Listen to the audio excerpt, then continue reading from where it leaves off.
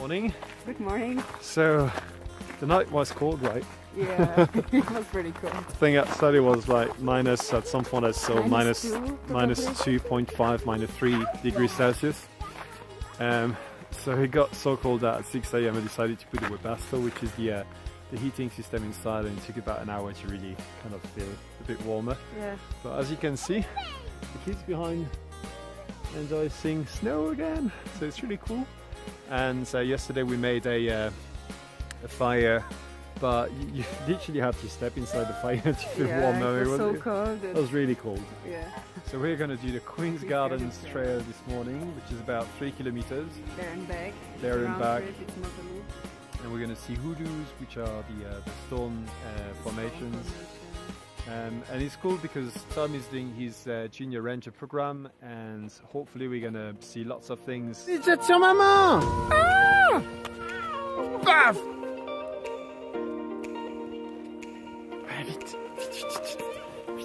Bryce Canyon is just a couple of hours driving distance from Zion National Park. Yet, the landscape and temperatures, due to the elevation, are completely different. We're really happy to see the kids playing with snow again. They hadn't seen it for at least a year, and being raised in the Czech Republic, they are used to seeing snow every year. But to be honest with you, we weren't ready for cold weather. Much of the planning of this trip has been based around the weather and making sure we would go south before the cold would get us. But we did make an exception for this place because we didn't want to miss it. So we put all our sweaters, t-shirts, jackets on and went for a short hike.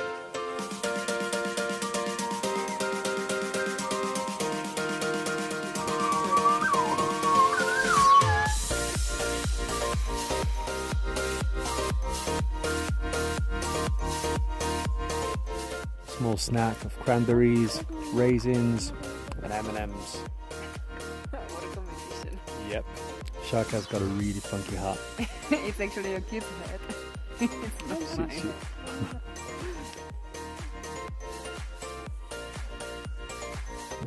Going south, going to the sun. We're not staying here. Get the hell out of here. It's too cold. Let's go. But there, it's snow. No, beyond.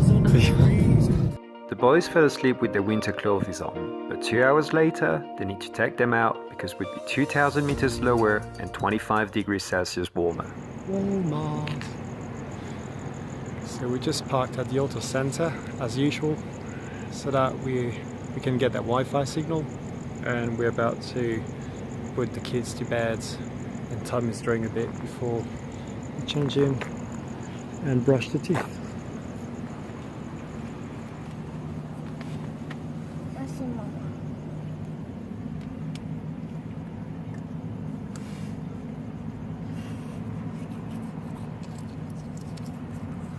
Where's the other one? Here. Right here.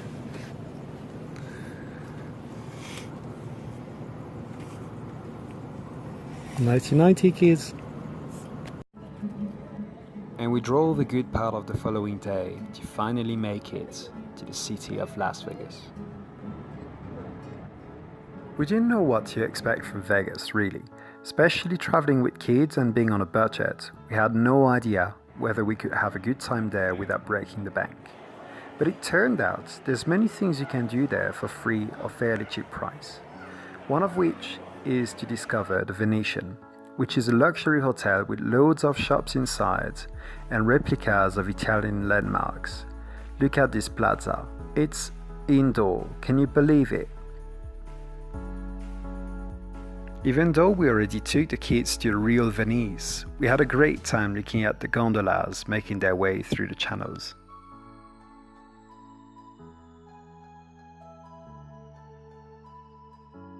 As you walk down the main boulevard in Vegas, it's really difficult to decide what to look at first.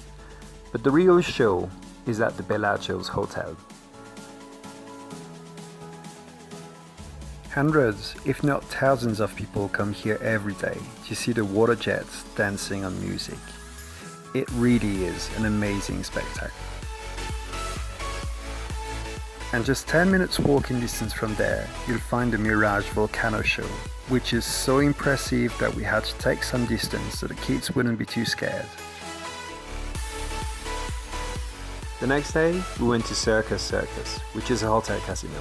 No, we didn't sleep there, neither tried our luck at the slot machines, but we came there for the hourly shows that they host for free with acrobats and clowns. Both boys really liked the acrobats, but for some reason, Elliot hated the clown and still doesn't want to hear about them since then. We saw another show on that day that was more sad, being junkies shooting themselves next to our van. But that's the reality of van life.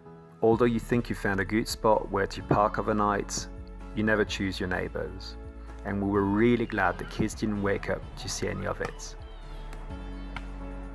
Before leaving Vegas, we filled up our tank of propane to be able to cook again for at least a month and headed west, near the borders with California. We came here to visit a ghost town called Rhyolite. This town was established in 1905 following the opening of a mine that offered prospects for people to find gold. The population is estimated to have reached anything between 3,500 to 5,000 people, and there was everything there. Water sources, telephone lines, there was an opera house, a hospital, a school, a newspaper. But just 15 years later, the population went down to zero, simply because the mine had overestimated the amount of gold that could be found there. As you walk out of Rhyolite, you'll stumble upon Goldwell Open Air Museum, which is an arty open air museum with loads of really curious installations. It is quite an isolated place, so you have good chances to be there on your own whilst exploring all these curious installations.